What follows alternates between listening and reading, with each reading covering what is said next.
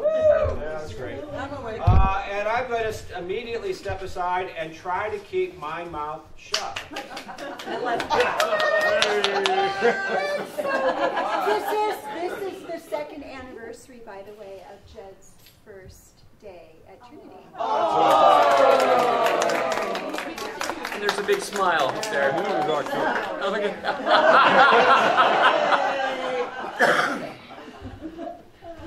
Well, good morning, everybody. For those of you who haven't met me directly, I'm Wynn Osborne, and I'm on the vestry here at Trinity, and this was my third annual conference for the Episcopal Diocese of Eastern Oregon.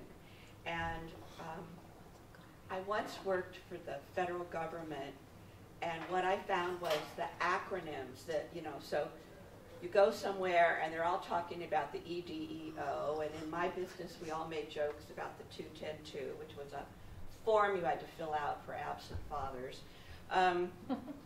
But if people fall into acronyms that you don't understand or we haven't been explicit about, raise your hand and say, what alphabet soup is that? I don't get that one. But certainly EDEO is the acronym of the moment when you go to annual conference. So how many people here have been to an annual conference? How many people here have been to Ascension School? See, we're really going to talk to the experienced folks. So I thought we might talk a little bit. We'll start with just an outline. And we're going to use the outline to tell you a little bit about this conference, and we're just going to take it somewhat chronologically. Those of you who've gone to conference before know that Bishop has a lot to say about what the focus is, and we started Friday night with the Bishop's address and Compline, and the Bishop's theme for this conference was open hearts plus an open table, and he wanted to talk about radical hospitality in the biggest sense. And so Barb would like to share with you, his address was very compelling, but also later on during the conference, one of the camp counselors camp directors shared something she had heard at a conference for camp counselors, and Barb was going to share that. And Barb Morris was a delegate. Well, Yes, I stepped in as a last-minute replacement. So this is the diversity welcome, which Patty Olson-Lindsay, which you all know Patty, she comes here every year to talk about camp. She got it at a conference for camp directors, and she brought it back to us. And I have photocopies of the form, which is supposed to be modified for the particular gathering. I'd like to welcome women, men, and transgender people. I'd like to welcome people of Hispanic descent, African descent, Asian descent, European descent, people native to this land, and people of mixed multiple descents.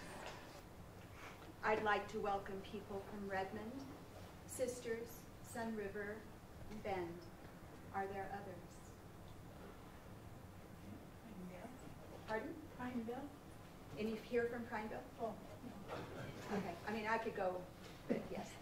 I'd like to welcome lay people and ordained people. I'd like to welcome visitors, newcomers, and longtime members of Trinity. Are there others? I'd like to welcome those living with a chronic medical condition, visible or invisible. I'd like to welcome mystics, seekers, believers of all kinds, those who identify as Episcopalian and those who do not. I'd like to welcome gay, lesbian, bisexual, heterosexual, queer, and others for whom none of the labels fit. I'd like to welcome your bodies. I'd like to welcome survivors. I'd like to welcome people who identify as activists and those who don't. I'd like to welcome night owls and people who love mornings. Why are you looking at me? I'd like to welcome people living with active addiction and people in recovery. I'd like to welcome single, married, partnered, dating, celibate, and sexually active people. I'd like to welcome people in their single digits, teens, 20s, 30s, 40s, 50s, 60s, 70s, 80s, and 90s. I'd like to welcome your families, genetic and otherwise. I'd like to welcome those dear to us who have died. I'd like to welcome our elders, those here in this room, in our lives, and those who have passed away. What are the other aspects of our diversity that I've left out? Republicans and Democrats. And others. Independents. They disenfranchise. You weren't going to speak. She asked. Welcome, Republicans, Democrats, Independents. Welcome, rich and poor, and those in between. Welcome. Finally, I'd like to welcome the ancestors who lived in this land where we are now. Welcome the spirits of the Kalapuya, Molalla, Klamath, and Northern Paiute and Warm Springs people. I'd like to acknowledge them and invite their spirits to this place. Welcome. Copies of that, put them on the... So our first evening was spent thinking about what does hospitality mean? What is an open table? What's an open, welcoming space to welcome all the people who might come in? Those of you can see from Jed's photos that we were very well represented at this convention. We had our regular delegates, we had alternate delegates, we had clergy, including Jen and Gay, and John was there, and we had Helen came with her beautiful liturgical items, and Bill came to support her in that. Judy Warren made a presentation. Kim also made a presentation. She's going to tell us a little bit about that in a few minutes. So it was a big delegation from Trinity.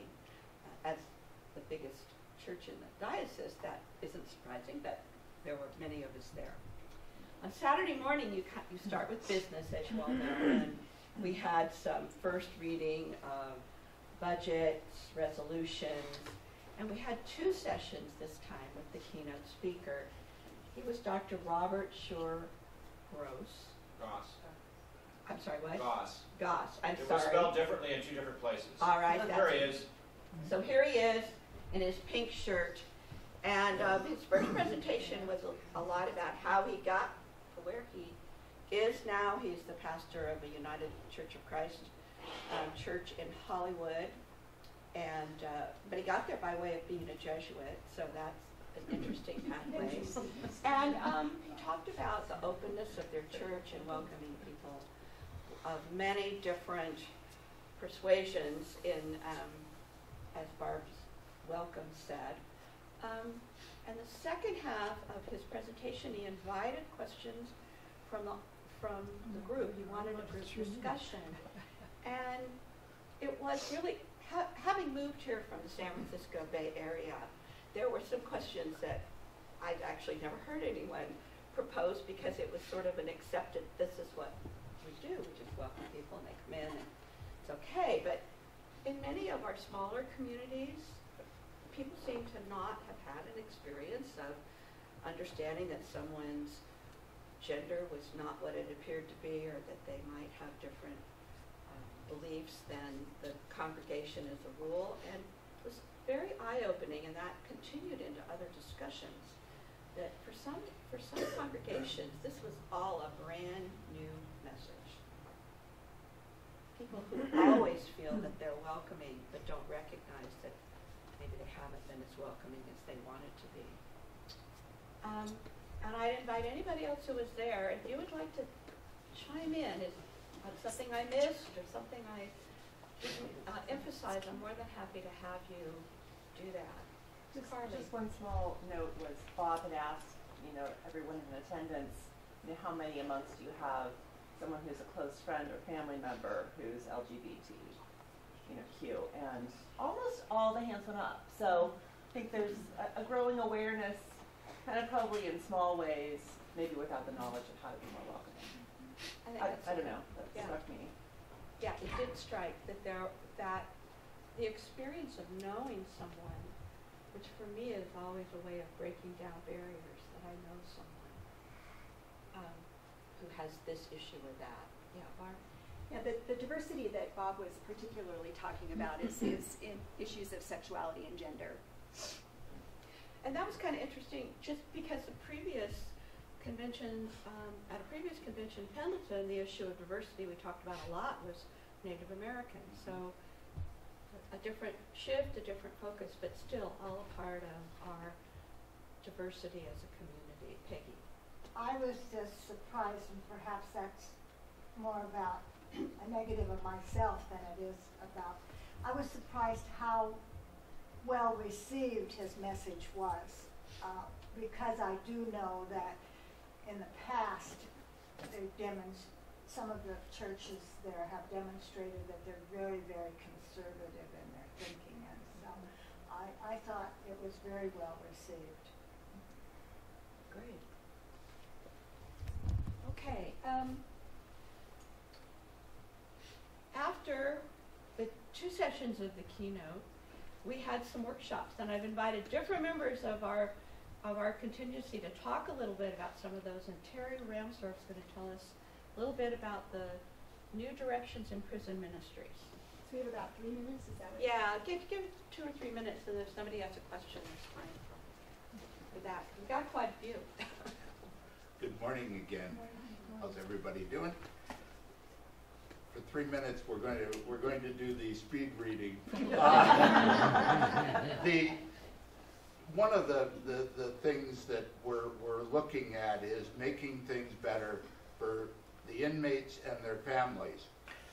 One of the things that I was reminded of is that now most of the inmates who are within the Oregon Department of Corrections are within the boundaries of EDEO.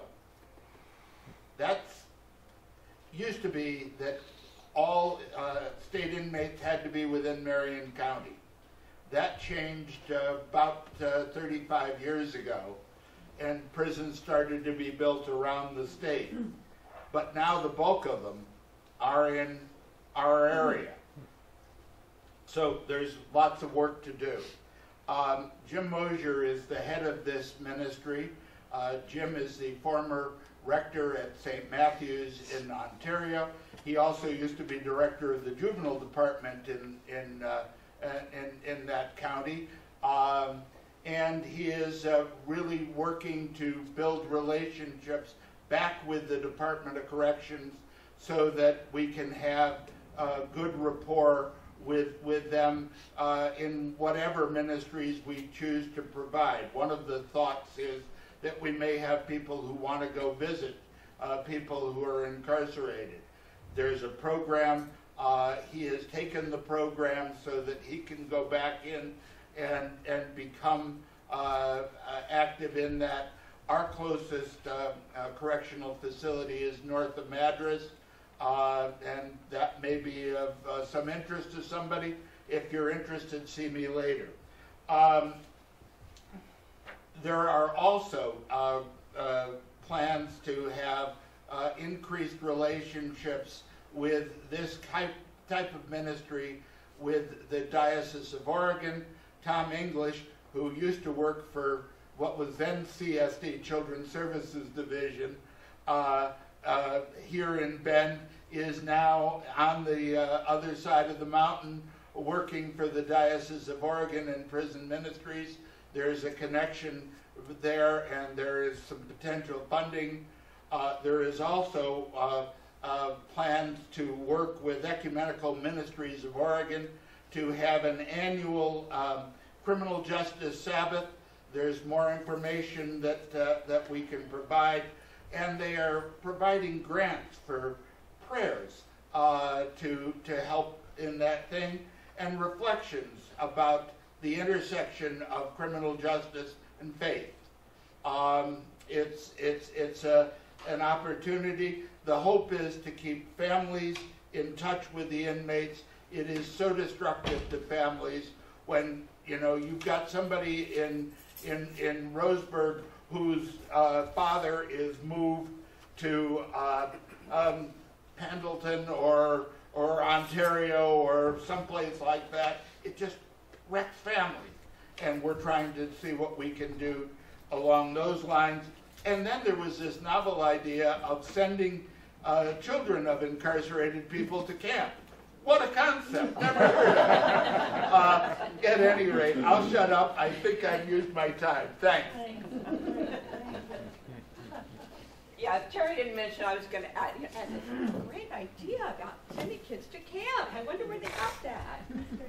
Say more about that. Let's hear more about that. Holly is going to share a workshop she attended. This was supported by Episcopal Relief and Development, and she has lots of information. I don't know if I have lots of information. You wrote a good thing. Well, thanks. So I attended on Friday afternoon before all the workshops started on Saturday. I attended a session that's a report on a project between Episcopal Relief and Development and the National Church. And it's asset mapping for disaster preparedness. So each congregation hopefully will have, the goal is to have a point person for asset mapping the assets that each congregation has in, whether it's kitchen facilities or, whatever you would need in a disaster, for example, in the Hurricane Matthew, or if we had a fire here for some reason. You would have something put together initially, and they need one person, so I've now volunteered to be that one person. And I then learned that we don't have a disaster plan for this congregation, so I'm going to work with Judy and many other people and see if we can develop an actual disaster plan. So, it's just trying to launch off a project that ERD, Episcopal Relief and Development, and the National Church has started that I think will end up being quite helpful. So, Holly, Yeah. wasn't the asset mapping the ultimate goal is that you could go on and find any church, Episcopal church in the world? Thank you, Joan. That's a great point. Yes. The goal would be that, for any church, if you're going to be gone for a weekend and you want to just check out what the church is like, it is a sort of a first landing place. I mean, you could go to the website, our website in particular, or you could go through this ERD asset mapping and you would see, they have AA meetings here, or they have, a nursing home is attached to it, so that you could do some sort of cursory scouting and, first level. What are the ministries? So I could find it on the East Coast? Yeah, if you're also, if you're moving, and if you're clergy who happens to be in a search process, it would be kind of a profile. Mm-hmm. Is this related to asset-based community development? Thank you for asking. That's a drill down, even further, and is sort of on my back burner after coming to the front burner. And I want to explain what that is. Asset-based community development is the things that make up the fabric of a community. Whether you have people who are fabric workers, work with, they have skills, they have abilities, they have capacity, capabilities of doing a variety of different things, and that's what supports a healthy community. So sometimes communities don't crosstalk. They don't know that someone else knows how to knit. They don't know that someone else is a woodworker. They don't know that someone has computer skills. And that inventory is much more detailed and fine-grained than whether or not we have a commercial kitchen. So it's the first level, and then we'll move forward. Big project. We'll take a little bites. One step at a time. Barb Morris attended a session with one of the guest presenters. And it had a long title, so I'm going to let Barb tell you what. Well, I've shortened the title a little bit. This was a workshop by Julie Stratton, she lives in northern Idaho and was invited by the bishop to come talk about building community, transforming isolation into connectedness. And she was explicitly talking about gender and sexuality. Most of you know that our son Adam is gay. He's also really, really private. Unlike his sister who tells you anything you want to know, Adam has always been. He came out to us when he was a freshman in high school, and what he said is, "I need to talk to you. I think I'm gay." Period, and that was it. So it was. I've educated myself a little bit about gender and sexuality, but I love this workshop because Julie Stratton is a woman who she is sexually female. She expresses her gender as masculine and identifies as genderqueer. So we basically spent 45 minutes just asking her questions, asking her to define terms, asking her about her experience. It was so useful because if we don't have labels in our brains, if we don't have words for categories of people, we usually react with fear. And when we react with fear, we get violent or we just ignore. And so the only way that we can include people that are different from ourselves, and maybe there are some people out there who fit the other categories, I don't know. Well, I do know, but yes, there are. The only way we can be inclusive is by having words. And the way we get words is by having dialogue and conversation. One of the things that Julie shared, a graphic that she shared, was this genderbread person.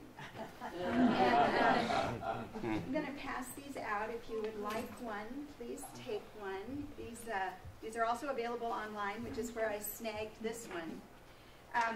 But sexuality and gender and orientation are on a continuum. They're not just boxes that we check.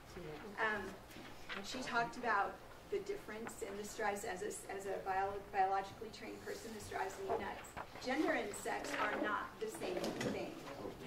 Sex is biology, gender is identity. They are not the same thing. So when you ask what gender someone is, you're asking a different thing than what sex they are.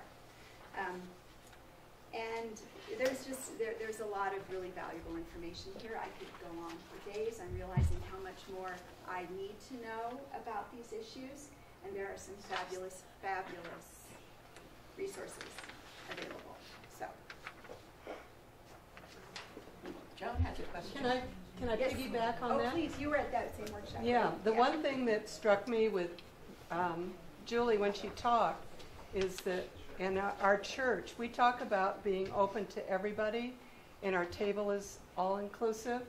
She said all you need to do is to have the rainbow banner or flag displayed somewhere in your church, and it opens up and lets everybody know that this church is all-inclusive. We don't have to say anything, and I'm big on that. If we're going to be open to the city of Bend or the community, if there's one symbol that says who we are and what we do, I would like to see that. So as I said, I could go on. I've got more notes, but we have other things to do. So you can see a lot of information coming back. We had two members of our community who were presenters. So Judy Warren, come on up here. Come on down. Come on there. Many of you know Judy is the disaster preparedness coordinator for the diocese. Thanks. And she got a personal advertisement from the bishop. I certainly did. About sending people from every church should be having somebody come to Judy's workshop. And she had to pare it down from her normal length of time, and I just want her to share a little bit about her experience with this and what kind of response you got. Well, I got a very welcoming response because the bishop gave me 10 minutes during his presentation, which was interesting, and I tried to accommodate that. This is the lady who fainted dead away in my high school speech class. This is not likely undertaken. You've come a long way, baby. So I had a class with 7 people who signed up for the workshop, and we ended up with 14 to 15, depending on which part of it you were talking about, that came. And one of my attendees is in the back of the room, so he can say what he wants to. It was excellent. But a lot of you have already heard her presentation, so you know how good it is.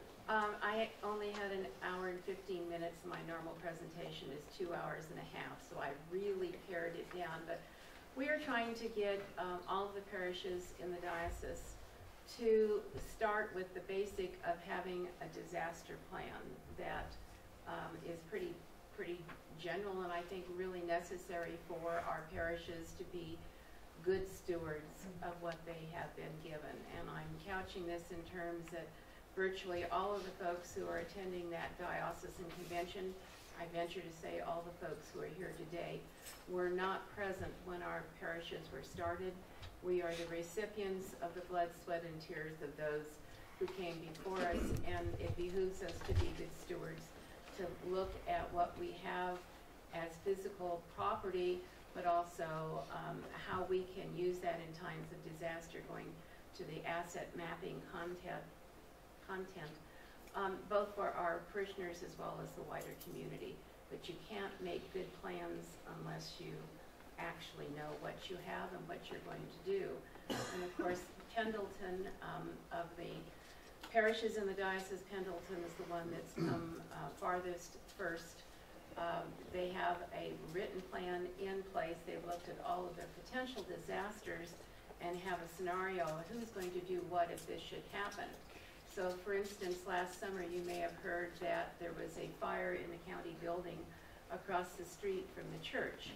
The Pendleton parish had already gotten a memorandum of agreement with the fire department that should the fire department be fighting a fire downtown and they needed a place to relax, to be medically checked out, to rehydrate or get food, the parish was going to be there.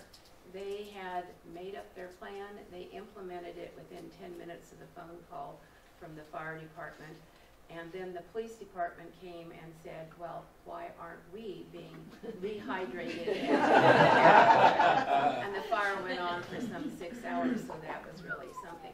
So we now have a committee that's going to be meeting parenthetically now, at my home on the 25th. Holly and the wardens and Marie, who is going to be working with me to get this plan done. It's not rocket science. It's just pretty simple. Marie, Surrey. Yes. And so if anybody else wants to participate, let me know, and we are going to get it done. Thank you for the time. Thank you for your kind comments. Another one of our Trinity presenters was Kim McLean, and her topic was God's creation and our wonderful world. So I'm going to let Kim tell you a little bit about her experience. Yes.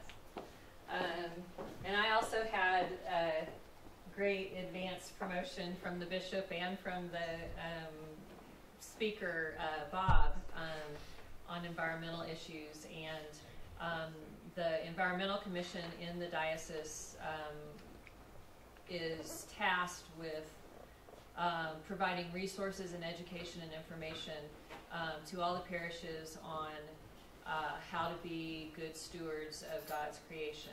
And when Catherine Jefferts Story was at Ascension School this summer for adult camp, she kind of reminded us that all creation is interconnected, and human beings are just one species in this whole world of all these different species, and that essentially the earth is God's garden. We have been put here as God's gardener, and He is the planter, and it is our mandate to take care of this, of His creation.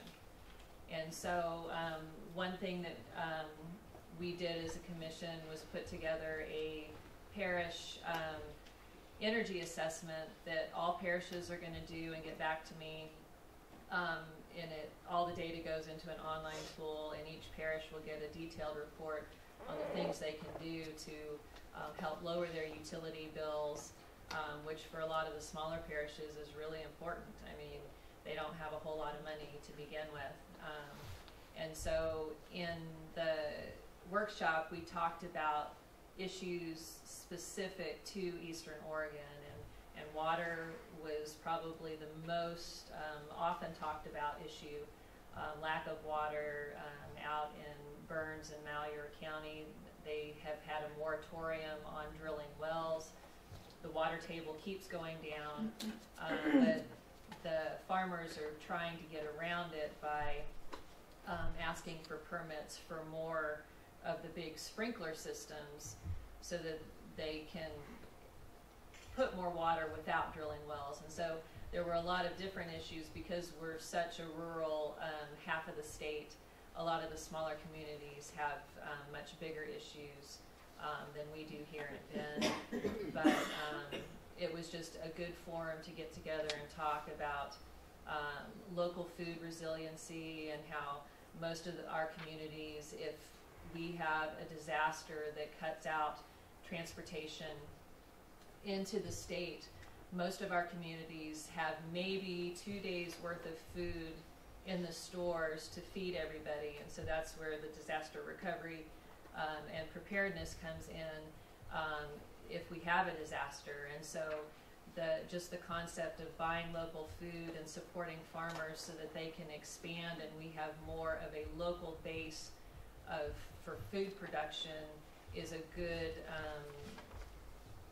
strategy for resilience going forward and everything. And so just looking at waste and consumption, and we've become a society where convenience is king, whether it's going to fast food restaurants or being able to buy exactly what we want or order it from Amazon to satisfy our consumer needs. But what we don't understand is the more we consume, the more waste we have.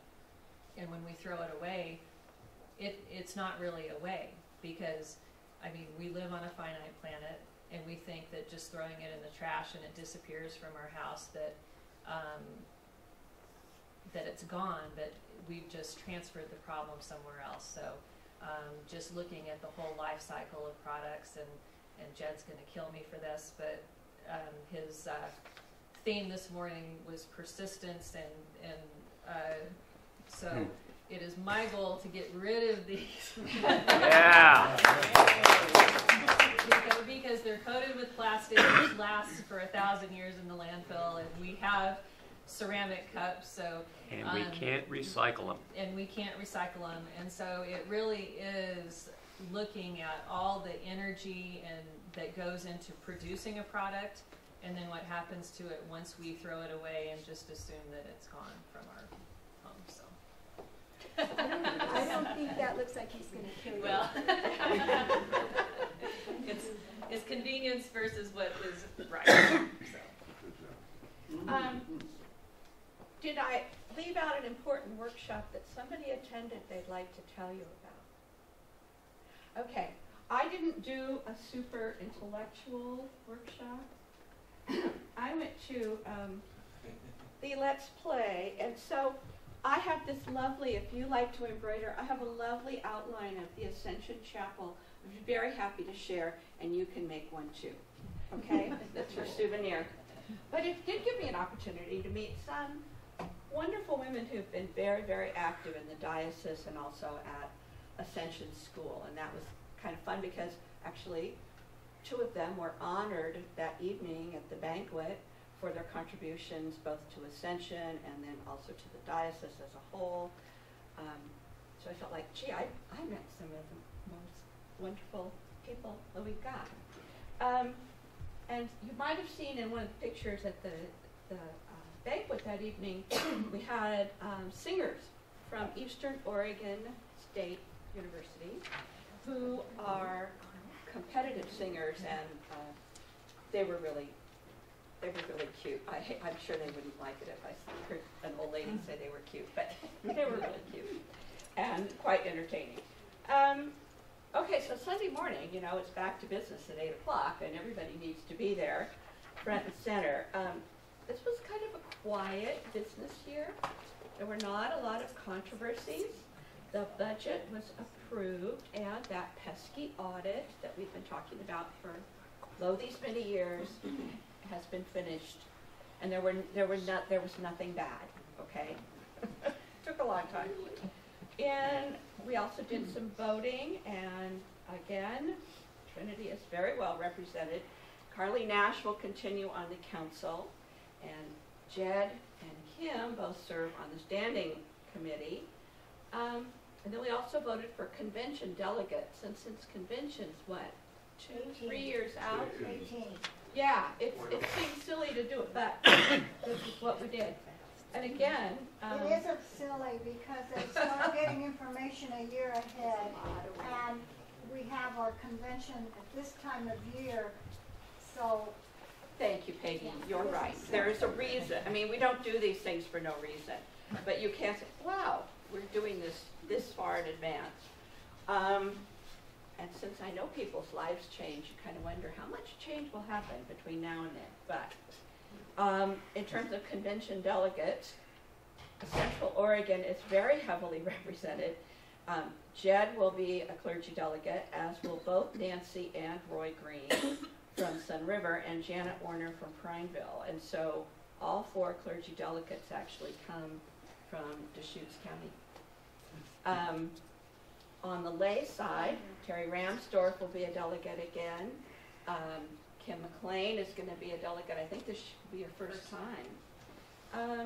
And the correct term is deputy. Deputy, thank you. They do different. I'm corrected by all the time. Okay, so when you don't... The importance is, if you're a delegate, you're representing the people who sent you. You're supposed to vote what they want. If you're a deputy, you vote what you think.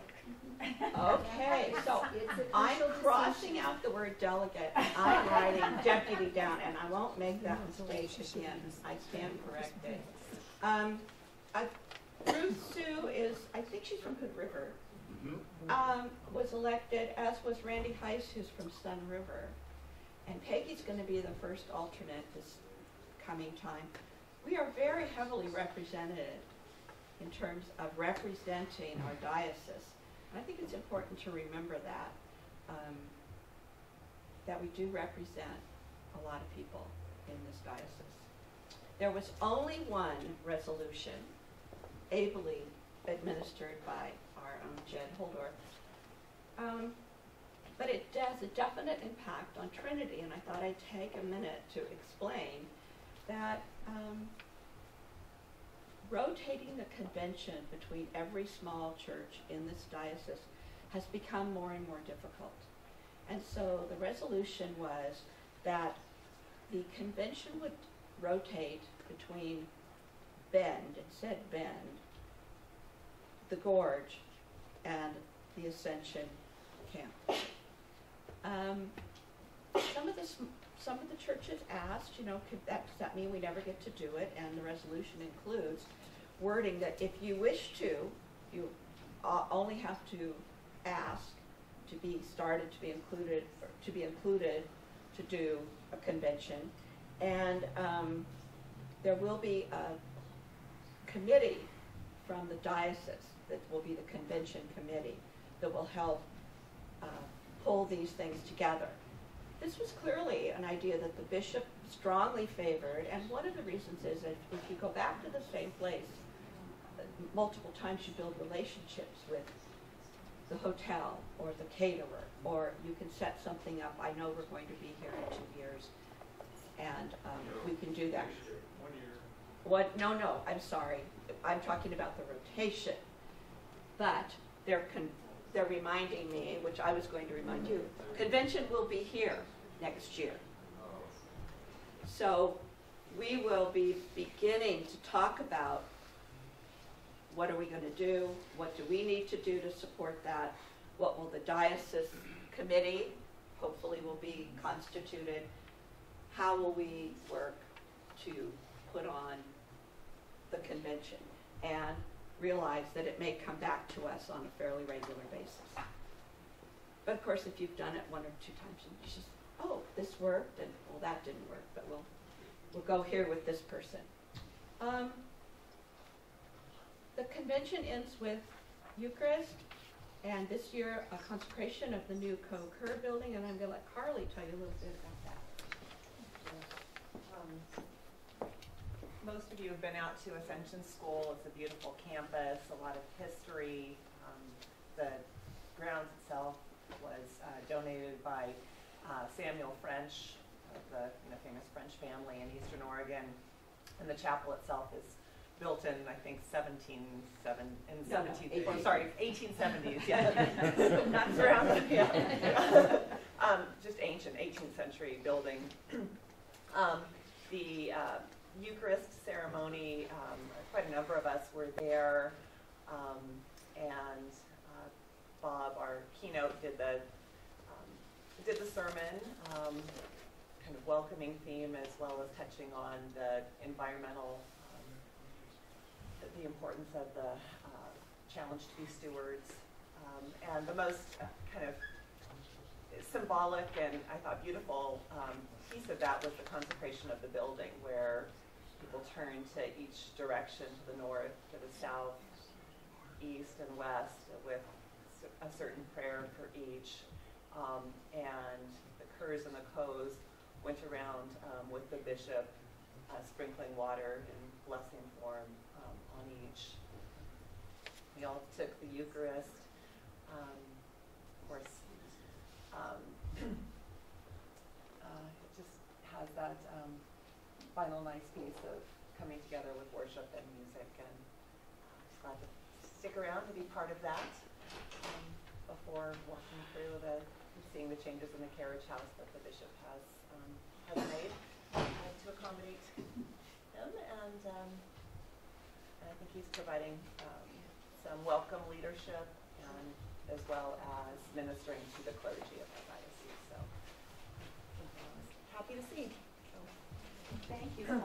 And you just can't get away from anything without an advertisement. So we dedicated Cove.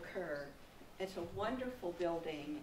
It hasn't got a finished kitchen yet, and a few other things. So if you are so moved and you'd like to donate to help them collect the last $36,000, I have envelopes. It's really a wonderful space, and I foresee that the diocese will be able to market it to other groups, to be able to come and use it as a space to hold a meeting, to have a conference. I think it's going to be a great addition to our diocese. So, does anybody have any questions? I do. Yes. Did anyone not get a genderbread person that wants one? I didn't. So, because Ted's got this on the computer, he can run off more copies easily. Okay, and the diversity welcome form is up here. Thanks. Anything else you want to know? Yes, sir. Question about seeing the attendees. Most look like we're older than Carly and Kim. How many in that age group would you say were at the convention? What are the implications? I'd have to honestly say that it reflects the community here at Trinity. Most of the people who attended were people certainly over 50 and most over 60. The bishop honored 3 different couples who've been serving in the diocese for 50 years of service. And I think that's something we need to pay attention to. Some of the churches are very small now with very limited, I think there are a couple that have 15 or 16 congregants. There is certainly, we have Kim and Carly. The diocese has... You tykes, you! But it's It's the only place I'm called a young lady. So. But the diocese has some wonderful staff who've come on, who are younger people who are involved in the community and involved in the diocese, and doing a really good job. But it's definitely an issue. It's definitely an issue. How do we bring more people in, more young people into our churches? If we're not the only place in the world that looks at this, the traditional mainline churches all, this is a struggle. Across the street, it's those people. But was there a consecrated plan? No. A dedicated plan. There was not a dedicated plan. Anything else, sir? Well, I thought since Carly had mentioned ending with worship, that I would give you just a small list of tastes of worship. We had a band playing for us there.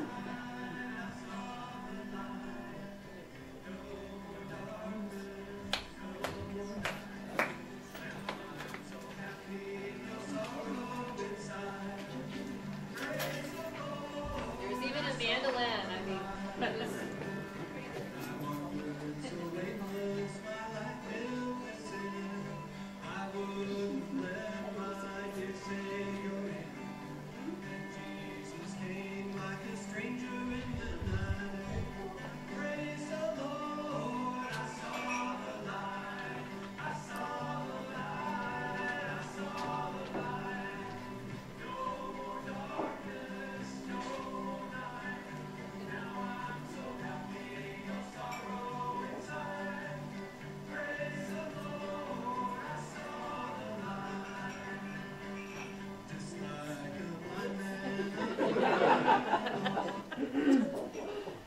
not the Abed brothers, but close. Oh, yeah. Jerry. She family singers, I think they were called. Yeah. Jerry. Talking about bringing the message home, sometimes we're ahead of the curve here at Trinity, and Wednesday morning we have a discussion group. We talk about the sermon and so forth, and one of the ladies in the group, and I'm not going to tell you who it is because I hope any of us could have said this, property next to hers just sold for full price, never hit the market. And when she was introducing herself to the neighbors, they said what the realtor had told them, oh, it was purchased by a gay couple. What the realtor had told them was they didn't have to worry about the neighbors because this particular person went to Trinity Episcopal Church. That gives me goosebumps. That says to me that the people in the community know that the sign on the door that says it's open for everybody is something that we don't just talk about. We live it. And it makes me kind of happy to be here. Absolutely. Thanks to everybody who helped, and thank you all for attending. Thanks, Wynn. Thank you. I sent her a picture, and she was very gratified to see everybody here. So well done, you. Next week, faith and politics. Woo!